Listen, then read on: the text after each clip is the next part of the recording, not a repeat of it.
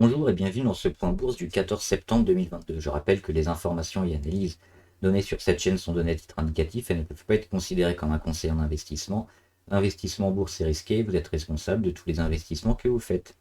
Alors on va faire un rapide coup d'œil aujourd'hui sur la Fed avant de commencer les actions, notamment les taux d'intérêt de la Fed et de la BCE. Alors on va passer rapidement aujourd'hui, on verra ça plus en détail les jours prochains. Pour voir que la Fed quand même a commencé l'augmentation de ses taux, c'était au mois de janvier, hein. Et on est aujourd'hui à 2,5% près de 8 mois après. Donc une augmentation qui s'est fait un peu moins agressive par rapport à la BCE, hein, ce qui a été fait récemment. On voit, on est déjà à 1,25% en 2-3 mois. Et on était parti de 0, hein, par rapport à la Fed qui était à 0,25. Donc à voir ce que ça va donner au niveau des chiffres, hein, de l'inflation, notamment en Europe. Si la BCE a bien fait de partir un peu en retard par rapport aux États-Unis. En tout cas, ce qu'on voit, c'est que les États-Unis, pour l'instant, l'inflation est toujours là et on a quelques soucis. Donc on commentera les chiffres quand ils tomberont prochainement. Toujours avec en vue ce tableau intéressant. Là, on va regarder aujourd'hui, crac ou crac, les actions qui sont sur le point d'exploser. Il y en a quelques-unes qui sont intéressantes. Moi, j'ai mis Abivax, j'en ai déjà parlé. Abivax, alors elle est spéculative quand même celle-là, donc il faut faire attention. On voit qu'il y a une grosse dégradation, mais ce qu'on peut noter, c'est quand même la fin d'hémorragie qui a été confirmée le 2 septembre. Le support, hein, qui a vraiment fonctionné, hein, c'était le support des 7,20 qui date d'il y a plus de 2 ans, sur lequel l'action a bien rebondi. Et puis là, après une nouvelle belle poussée, elle rend pas grand-chose, hein. On se maintient au-dessus des deux moyennes les plus courtes, la moyenne à 20 et à 50 jours. Il y a peut-être quelque chose à jouer, d'autant qu'on revient au niveau indicateur aussi sur la MACD, on revient sur la ligne des zéros. Au niveau RSI, on est à 56, on continue de monter. Pourquoi pas espérer une belle poussée au-dessus des 70 ces prochains jours. Donc ça se tente. On a aussi ABN AMRO Bank. Elle est sur Amsterdam, je crois. Donc pareil, on dézoome, hein, on voit quoi? On voit qu'elle commence à casser ici son oblique de tendance dégradée. Donc qu'est-ce qu'on fait après? Pour l'instant, elle reste au-dessus de cette oblique. Donc ça, c'est une bonne chose, c'est un signe de force. À voir si ça va continuer. Si on regarde les indicateurs, pareil, on a frôlé les 70, on n'y est pas encore allé. Il nous manque une pointe de volume sur ABN pour vraiment lancer la machine. Mais c'est le genre de configuration qui se surveille. On a également, alors Atos craque avec un K plutôt, hein, un crack boursier sur Atos. On voit la tendance, hein, franchement dégueulasse. Elle n'arrête pas de casser ses supports un à un. Encore changer les couleurs. Euh, et donc on avait cette petite relance, tentative de relance ici, hein, mi-juillet. Et puis dès qu'on a eu un contact une nouvelle fois avec les moyennes à 20 et à 50, surtout celle à 50, hein, ça a encore lâché. Ça a lâché assez fort le jeudi. On va zoomer, hein, pour bien voir. On a tenté de rapidement réagir, mais on est resté sur des niveaux quasiment identiques, et puis on a relâché encore à la baisse. Et moi, ce que j'aime bien voir, c'est ici, c'est la moitié des chandeliers, des gros chandeliers, hein, que ce soit les rouges ou les verts. Et là, ici, si on peut le noter, alors c'est environ les 3,44 ou alors les 9,44, pardon, ou les 9,55, c'était le plus bas. Le plus bas précédent du mois de juillet. On bute dessus, quasiment au point près, hein, aujourd'hui. Donc ça a tendance à faire résistance et probablement à emmener encore Atos plus bas. Donc plutôt tenter de jouer Atos en short. Donc en vente à découvert sur Atos. BAM. BAM Group. C'est du gros œuvre de la construction. Intéressante, BAM, pourquoi? Parce qu'après avoir corrigé ici et stoppé son hémorragie, elle a commencé mi-août, hein, à bien monter. Elle remonte au-dessus de ses moyennes mobiles, au-dessus d'une résistance aussi, ou autour d'une résistance. Elle a tour à tour joué en haut et au-dessus des 2,73 et en dessous des 2,73. Mais elle s'est maintenue, on va regarder, elle s'est maintenue au-dessus de la moyenne à 200, qui était plutôt plate, et toutes les autres sont quand même ont tendance à aller vers le haut. Donc ça, c'est une bonne chose. On pourrait même éventuellement voir une figure de tasse à vacances ici, avec la tasse qui commence le 8 juin, le bas de la tasse entre le 16 et le 9 août, 16 juin, 9 août, et ensuite la tasse ici, et l'anse qui a été travaillée ici, hein, entre le 18 août et le 6 septembre environ, et puis après ça a cassé. On a cassé les 2,73. Donc, premier signal d'achat. Et ça se confirme ensuite par la suite. Donc en suivi de tendance, en trend following, pourquoi pas, hein, si vous voulez tenter des actions comme ça qui surperforment un peu le marché. C'est toujours bon à prendre avec des stops serrés, hein, parce qu'on est en suivi de tendance, mais on peut aller comme ça, pourquoi pas, quelques jours relativement haut et viser les 3 ou les 3,2. On avait Opium aussi, l'hydrogène, hein. On en a deux sur l'hydrogène. Alors Opium, hop, on dézoome. Tendance un peu dégradée depuis quelques mois, mais elle est en train de se reprendre. Elle a mis une grosse mèche basse sur les 15. Elle a bien travaillé les 16. Elle s'est repris en cassant son oblique ici sur les 18. Elle a été chercher sa moyenne à 200 sur les 22.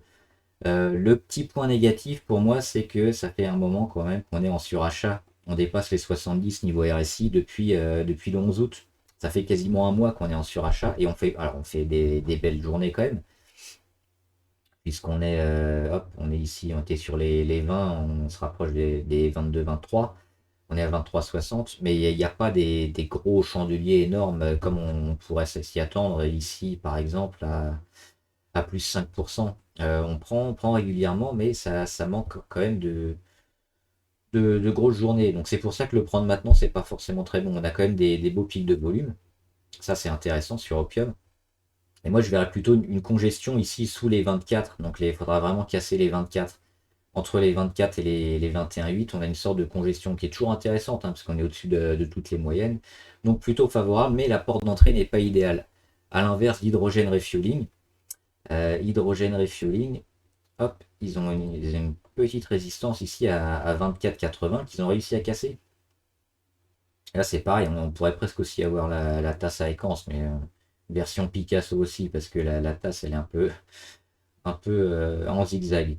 Bref, on est pareil, hein, là-dessus, on casse la grande oblique de fin d'hémorragie, on va chercher la moyenne à 200, premier échec, on va la chercher une deuxième fois, et puis ici, on la travaille, et puis on a une petite phase d'accumulation, et on redémarre, hein, au contact de la moyenne à 20 jours, ici c'est en bleu turquoise, on redémarre, et on casse la résistance à 24,80. Et ce qui est intéressant de noter aussi, c'est les volumes. Aujourd'hui, la séance n'est même pas finie, hein, il est 16 heures. Les volumes sont énormes et on va battre des records de volume. On va retrouver des volumes assez importants, hein, pas historiques, mais très importants pour la valeur. Donc, hydrogène refueling, ça se tente aussi, ça s'achète maintenant. C'est une action qui est en train de repartir.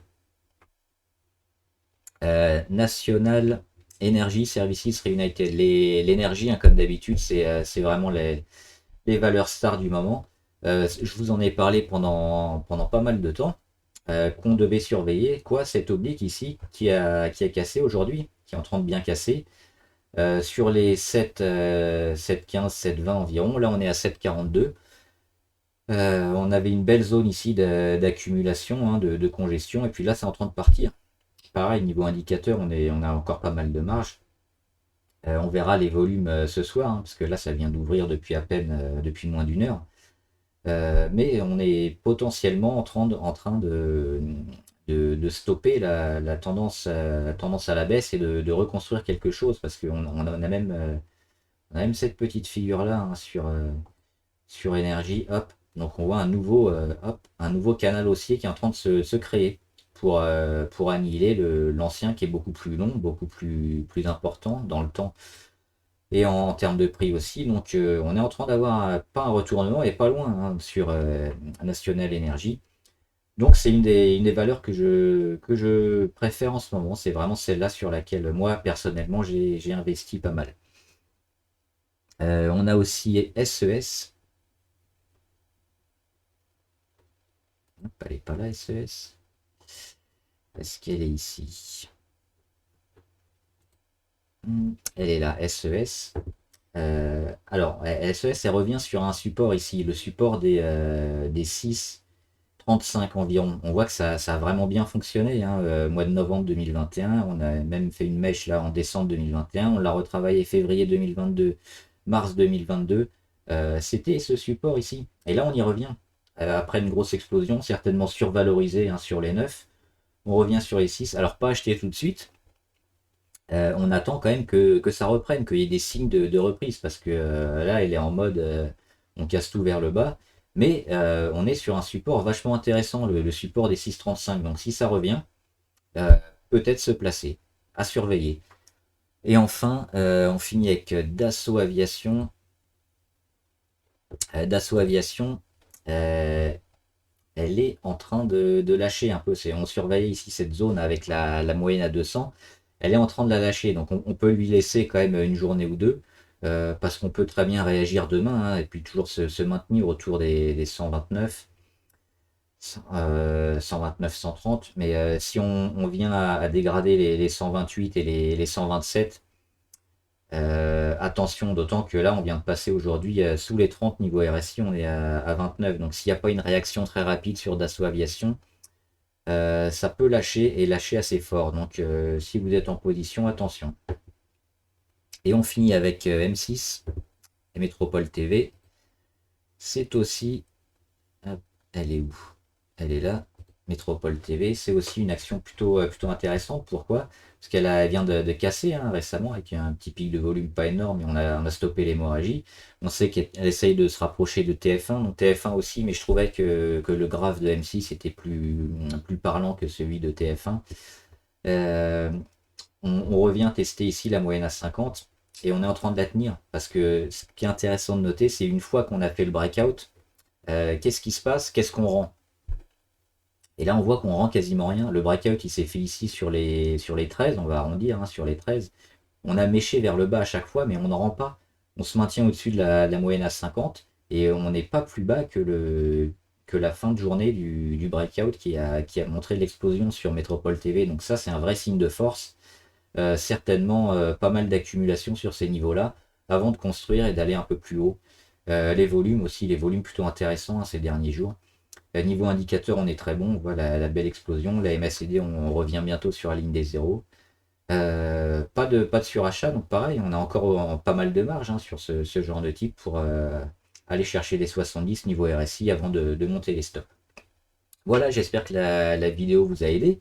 Si c'est le cas, n'hésitez pas à la liker, la partager aussi avec des amis, et à vous abonner à la chaîne, comme ça vous serez au courant de toutes les vidéos quand elles sortent avec les petites notifications YouTube. Et si vous avez aussi des valeurs qui vous intéressent, que vous voulez qu'on suive régulièrement, n'hésitez pas à les mettre en commentaire, hein. On les analysera ici en graphique et on les suivra régulièrement si vous voulez demander à chaque fois. Bon trade, à plus!